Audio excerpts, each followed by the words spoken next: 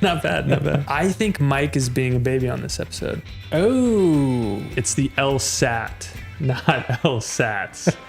Don't go in the closet. I immediately was like, you gotta be f***ing kidding me. I know. Look, we both decided we wanted to be casual, comfortable. Who is their client? But at the end of the day, Harvey has these lines he won't cross. Welcome to Suits on Suits. In this show, we cover the culture of law, plot points, and legal concepts that come up on the show Suits.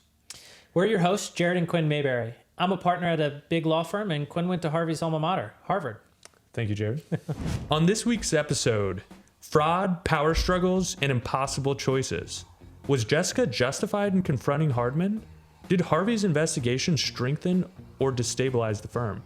And does personal hardship ever justify professional misconduct? Plus, Mike's LSAT fraud resurfaces and Harvey faces his past in an unexpected way. So, Jared, what'd you rank this episode? Is it possible to give it a 5? You loved it. 5 out of 4. I loved it. I think they're finally getting to the point where they built up Harvey and Mike as these kind of archetypal, strong men. And Mike a little less so, but Harvey for sure. And now we're getting some backstory. Now we're seeing some narrative arc. Now we're seeing some nuance. Now we're seeing some vulnerability. I loved it. And I think it's setting up the series for a much more interesting kind of arc. 4 out of 4 for me. And just to make sure this episode isn't evergreen content, yeah, we are currently watching Suits LA at the same time. And the way that they've built the characters on this, on the original series, yeah, before giving us like more and more of the backstory, I think is masterful. It's so good. Yeah. Yeah, I agree. We started watching this a little bit skeptical, or at least I did, a little bit hesitant to like fully embody the show, and I am a convert. Yeah, they're charismatic. I love it. I love these guys. I don't know why it took me so long to get into the show. Mike's still kind of an annoying little younger brother, but he's got annoying younger brother energy. I see no parallels, and I'm starting to get pissed off. All right, the unveiling of Daniel Hardman's misconduct. Was Jessica legally and ethically justified in confronting Hardman based on Harvey's findings in this episode? For sure. I think the better question is, why did she felt a lot of loyalty. She waited maybe a little too long to do so. I completely agree. From an ethical perspective, she almost certainly waited too long. Yeah. I get why there would be a hesitance to confront him directly without hard evidence. Yeah. Running around confronting people about something like a career-ending fraud is not the type of thing that you take lightly. No, agreed. You want to get it right. Yeah. And frankly, throwing around accusations ruins your credibility, but it also, as soon as that accusation's levied, he's going to be tainted with it for the rest of his career. Okay, so what are some things you think Jessica got right, and what are some of the things you think maybe you would have changed if you were in her shoes? Yeah, so big picture, I think jumping all over this and responding quickly was absolutely the right move. I think that she got so close to having hard evidence and then pointed the finger maybe slightly too quickly. Yeah. So diving into an investigation and trying to find the truth quickly, and in fact, like we've mentioned, you have an ethical obligation to report this kind of misconduct. I think pointing the finger might have happened slightly too quickly. It also happened in a very dramatic way with like back channeling. I think you try and go get the hard evidence and then confront them about it. Well, what do you think about the detour that took, Harvey and Jessica to Lewis? That's a tough one, because if that's what the paper trail is pointing to, I mean, that's what it's pointing to. Agreed. But I guess to take a step back a little bit and answer all questions on this topic globally, you have to respond to this authoritatively, quickly, set up like maybe even a small commission, bring in a forensic accountant like immediately. Yeah. I mean, I don't want to poke holes in the drama of the show, but it turned into a bit of a witch hunt. Yeah, I mean, I guess to me, one of the things that was the most interesting is, and not the most surprising whenever you're not taking the legal ethics out of it, she was much more willing to go after a junior partner than she was after, a named partner in the firm. Mm-hmm. And you could see how seriously she took the issue by how hard she went after Lewis. And you could see how hard she struggled with the power dynamics with how long it took her to go after Hardman. Yeah, exactly. But so, okay, let me ask you another question. Yeah. What would be some of the consequences Hardman might face beyond being removed from the firm? Oh, he could absolutely be disbarred for stealing money. I think that is like one of the primary reasons people get disbarred. Yeah, I think whenever people are operating in this gray zone, it can be hard to take action as regulators unless they do it in a repeated way. Something like, misappropriating funds. One, they take it incredibly seriously. Two, there's not really a gray zone most of the time. They've moved money into an account where it shouldn't be, Fair. and it becomes pretty binary in that way. Yeah, I agree. And I think also the regulators are afraid that it would completely undermine the trust in the legal system or lawyers generally, and they don't want anything close to a taint on the practice of law. Yeah, and if they can do so. And money is a source of, misconduct in like all professions, and so it's certainly something that they'd want to regulate. Beyond being disbarred, I mean, in all likelihood, he would face criminal charges and probably be convicted for something like this. Yeah, and disgorged of the money, and yeah. Does it make it okay that he had a good reason for taking the money? No. Why not? No. Yeah. I mean, it's the basis for every really good bank robbing thriller, but not every, but a number of them. Yeah. Someone stealing from our client's escrow accounts. Very serious charges being levied. Let's talk about it. Let's do it. Crack some skulls, buddy. Yeah. What do you want, Harvey? I want a seat at the table. Never had a lack of confidence. That No, guy. Kicks more ass than any partner in the firm. That's a bold statement. Well, so we get his origin story here. He immediately leverages the misconduct. I know. I know. These guys don't skip a beat whenever it comes to a chance for personal gain. It is a very cutthroat environment. All right. So after this scene, we see Harvey investigating Hardman, but whoever is stealing money from the firm, and he takes a really aggressive skull cracking approach. Do you think that ultimately benefited or harmed the firm? You mean Bash Brothers attitude out there? I mean, I think he got lucky. I think this is the problem with aggression. Aggression has collateral damage, and he just got lucky that Lewis is kind of not too offended by the accusation. It doesn't really pick up on the fact that he's getting accused. I do think in the end, it required Daniel Hardman's a powerful man. It probably required some aggressive play to knock him off of his pedestal. Because if we are to believe that this entire firm is built on cutthroat humans, it was going to take a cutthroat move to make it happen. How about you? I basically agree with that. I think that, she asked for discretion, and his interpretation of discretion was like not blaring it through a megaphone. Yes. But then takes a very aggressive approach. Yes. I guess discreetly. Maybe that's fair. You just don't want to be in the eye of siren. Yeah. I think at the end of the day, it clearly benefited the firm, in my opinion. But to your point, I think largely because he got lucky. Yeah. They could have blown things up. Louis Litt is the man we're looking for. Convenient. Yeah, exactly. The way he's been spending left and right. You're talking about the braces. Who knows what else? Those flashy braces. Also, a little to take back in time. Like I think braces are expensive, but they've definitely gone down in price. Like, you don't have to embezzle from your firm. Exactly. To afford You're not braces. leveraging your college tuition to get braces. They wanted to get that poor bastard. I know, man. Thank God for braces. Yeah. I would not have a straight smile without them. Did me a lot of good. One time after getting braces, I looked at the mold that they used to set my braces.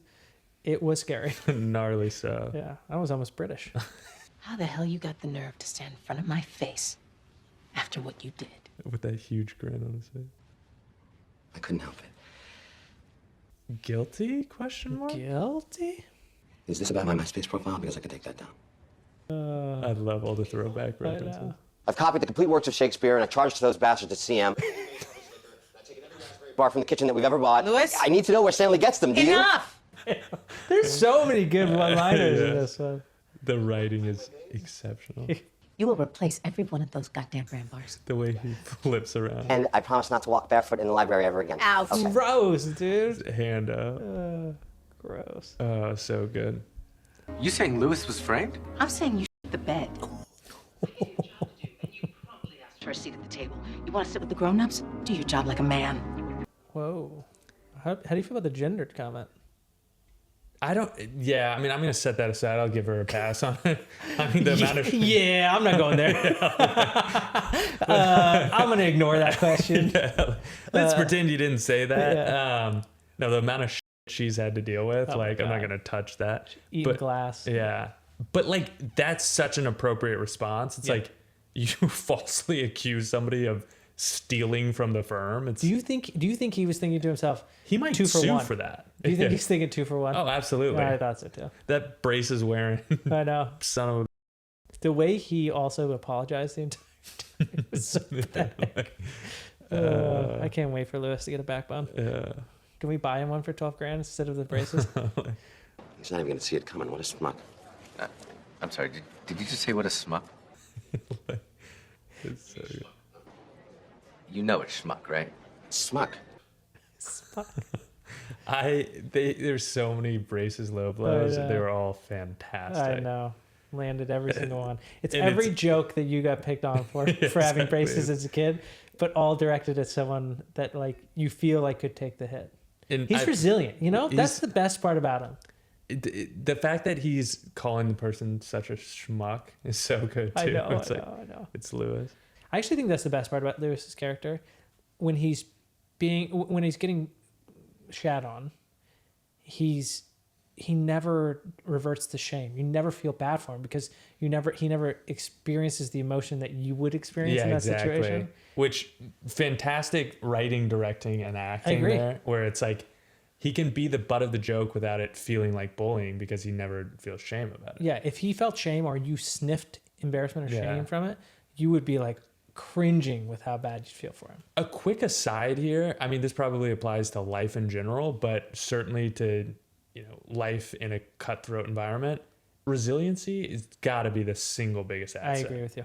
Like, you have to be above some minimum threshold of intelligence, but it's almost certainly more important than intellect even. Yeah, but I would. It's some weighted average of all of those Yeah, things, yeah, but of I course. think I don't think it's a hierarchy, but it has more weight than almost anything else. Yeah. Daniel Hardman. What? He's been playing a shell game. But I mean, this is okay. So we were talking about what should she have done differently. Bring in a forensic accountant. Immediately. Yeah. And But then because then you're taking your emotion out of it. You're just being objective.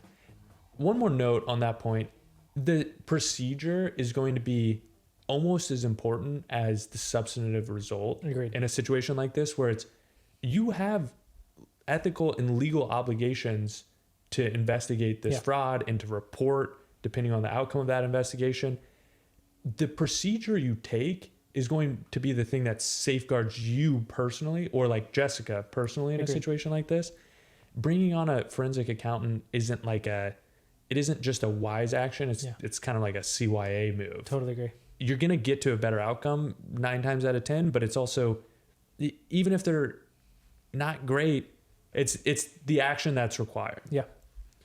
Something I can help you with? You can help me understand why you've been stealing from our clients. She immediately knows. Yeah. It was for Alicia. She's dying. I don't want to be gauche here, but let's talk about these sums of money. I totally agree. I think in a lot of ways they're struggling with what sums of money to use under this context. Because at one point Harvey lends a lawsuit $1 million, and then Now one of the founding partners of the firm is struggling to get $500,000. Yeah. And he's living in some house in Connecticut or outside New York. That's like, you're like, you take a an mortgage estate. out on the house and you could be liquid for $5 million overnight. Yeah. Like, I agree. yeah, They're kind of acting like a married couple. they really are. Yeah, but I guess that kind of segues into the next point. They tear at your heartstrings by making you feel bad for Daniel and his wife, and then you find him in bed with an associate. How are we supposed to take that? I mean, we need a bad guy. We need a clear-cut bad guy, and him embezzling this money to pay for, even if the numbers don't quite make sense, him embezzling money to pay for his wife's cancer treatment is incredibly sympathetic. Yes. Illegal, would never do it, Do not do it. but sympathetic. Yeah. And then you see that he's cheating on his wife, and it's like, well, it feels like kind of a convenient story. Yeah, he's a scumbag. Yeah, and then we see the numbers don't make sense. Maybe that wasn't by accident. Maybe it's like, does this really make sense here? It does make it. Let's put it this way: it does make me question whether or not it was for his wife. Yeah, and I think that's what they're trying Absolutely. to do. I think that they want that seed of doubt. I don't even think that they want it to be clear. It's just like, he's the bad guy. As simple as that. And I think it accomplished it. Okay, let's move on to Mike's decision to cheat on the LSAT. Yeah. Have you heard of anybody doing that? I haven't heard of anyone cheating on the LSAT. I had heard, like, I don't know, maybe it was like a kind of a urban legend. Urban legend. That's what I'm looking for. Maybe it was an urban legend, but I had heard of people on the ACT or SAT doing it. Yeah. I kind of feel like in today's world, if like how high quality IDs have gotten, it'd be like impossible. But there definitely was always an urban legend that people are doing it. The closest I've got is when I was going to school, there were some naming rights on some large buildings that were shuffled around. Yeah. Because of some alleged impropriety. You mean it wasn't always supposed to be Mizzou Arena? But that's people writing papers for other people and getting paid for it. Where, to your point, it's like that's done in the privacy of your own home, and then they have to judge from the work product, basically, that somebody cheated. It's logistically what he pulled off. To be honest, they don't show what happened logistically. I think for a reason, because it's very hard to do. Well, he just shuffled the deck and just popped it in and ran out of the room. Yeah, fair. Okay, how about this? How big of a deal is it? I mean, huge. We're talking about things that are the fraud, the embezzlement, the cheating for someone else on the exam. These are like binary. There's no gray area. If you're doing this, the costs are like potentially have consequences for the rest of your life. I've heard stories of people getting kicked out of school for improper citations. I think that sometimes those are apocryphal. Yeah. But if you plagiarize, in all likelihood, you will fail that class, and there's a decent chance you'll get kicked out of school for it. In college. Yeah, agreed. And that's for plagiarism. If you actually take a test on somebody else's behalf, that's kind of that's the end of your academic career in all likelihood. If you get caught. Yeah, it's like, okay, taking a step back from, how big of a deal this is, the consequences are enormous. This is a big deal, of course. What do you think this says about Mike? We see the situation he's put in and why he ultimately decides to do it. They did a good job of storytelling by putting you into Mike's shoes in this situation. And I think it's juxtaposed from when Mike almost gets found out for not being a lawyer in the first season, which is he had nothing to lose at the time. Mm-hmm. And so this was a very reasonable opportunity because the risks were, to him, quite low. He had nothing to lose, but could be quite high in terms of the financial reward. And I think later we realize once he's kind of ingrained himself into the mainstream, being a member of the firm, he feels like he's got a lot to lose. So cheating's all right in Jared's mind. No, absolutely. It's like, of course it's not justified, but you could see why he'd do it. I mean, he loves his grandma. He's trying to provide for her when, to your point, the stakes are so exceptionally low. He's so outside of the system. Yeah. I don't think he didn't even get a college degree, much less a law school degree. He has no interest in going to law school. He's doing this as a way to provide for his grandma. Yeah, exactly. Yeah. The stakes felt so low to me at this point because you're like, well, of course he can't get caught. Yeah. Yeah. We already know the outcome. We know the outcome. And to the conversation we were having just a minute ago, if he were caught, it's like game over. But I don't think it's about the stakes. I think you were right. It's about what it says about his character, where he's at in his life, and what he's up against. Mm-hmm. And we find out he's kind of looking at his life as something that's a bit of a failure at that moment. Yeah, and his life's a bit of a failure. And it also, I find myself empathizing more and more with Mike and liking him more as a result of it. It's like he isn't just being like whiny or derelict for no reason. He typically has like a really strong incentive to do the things he's doing. Yes. We just are seeing them piece by piece. Agreed. And I think that plays too in some of the earlier episodes where we'd see him side with someone that he felt bad for. He has a lot of empathy because he's gone through a lot himself. I want to pay you $1,000 to take the LSATs for me. LSATs again. I know, man. Also, $1,000, is that enough? That's what I was about to ask you. That's why you snaked me from Jenny.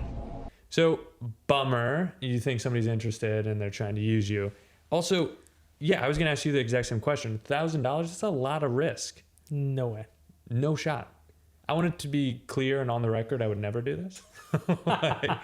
Same here, don't ask me. So there is no number, but have some self-respect. I know. $1,000. Yeah. Potentially throwing your life away. Come on. I mean, it's got to be at least 500. Wait. But trust me when I tell you, these tests aren't easy. I love how he's selling it at the end. I know. He's like, but okay, more than that, last question on this topic. What do you think about the idea of getting this exceptional score, then getting into a great program? It's like odds you're going to be able to follow that up. Yeah, I mean, well, I guess maybe the question to you, I'm going to answer your question with the question. Yeah. Do you think that they would... My favorite way for somebody to answer a question. I know. Do you think they would figure it out pretty quickly at law school? Like, do you think someone who didn't otherwise have the credentials to get into Harvard, for example, would have been found out pretty quickly at Harvard? Depends how far off they were, right? Like Yeah.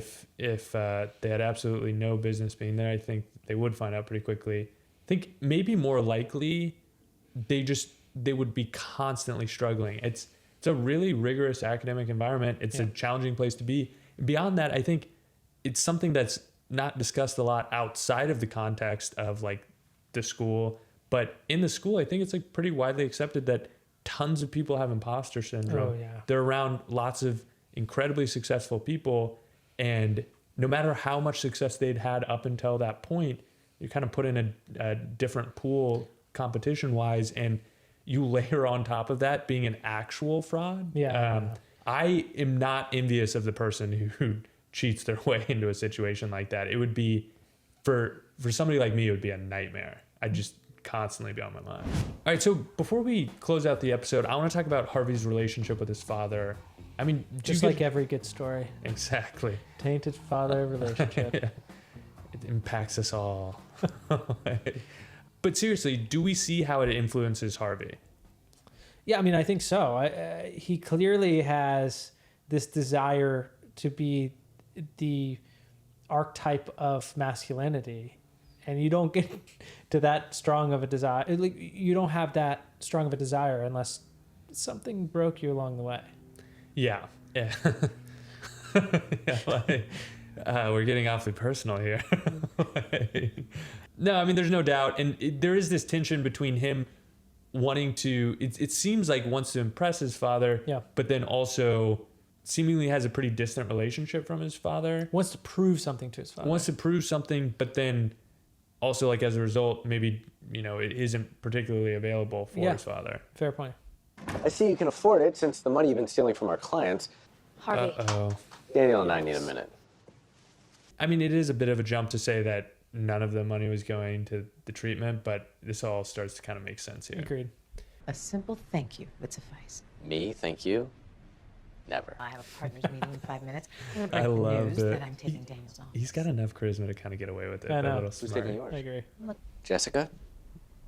He Thank did you. a really good job imbuing all this meaning to things that we have previously seen matter to Harvey, like his office. Yeah, I mean, agreed, which is why I think going to the backstory after a season and a half makes sense. Yeah.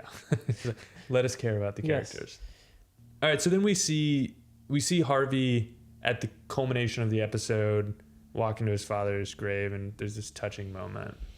Always has to have whiskey, the manliest of all liquors. Exactly. Get you drunk the same, but one's manly. McCollum was at 15? 15. Yeah. McAllen. Yeah. So. Yeah, cool. We're going to take that over. So we get the backstory of the firm and the falling out from Daniel Hardman versus Jessica and Harvey. We don't really get the full story on Harvey's dad. Do you think that's going to come up down the road, or how do you think that's going to play out? Yeah, I assume so. I'd be surprised if not, but I like the way that they're giving us this information piecemeal. Okay. We still have some questions we know is really important, and I found the scenes really touching spite of not knowing, or maybe because I don't know exactly what's Yeah. going on. The whiskey's way too nice to be pouring in shots, huh? Not that I know anything about it. That is, as a matter of fact, the only time I've had Macallan 15 was at a firm recruiting event. There you go. Somebody else is paying for it. Yeah, not something I have in my cabinet. Yeah. I mean, we see this huge loss. Yep. Harvey takes a little bit of time after, not taking time for years, seemingly.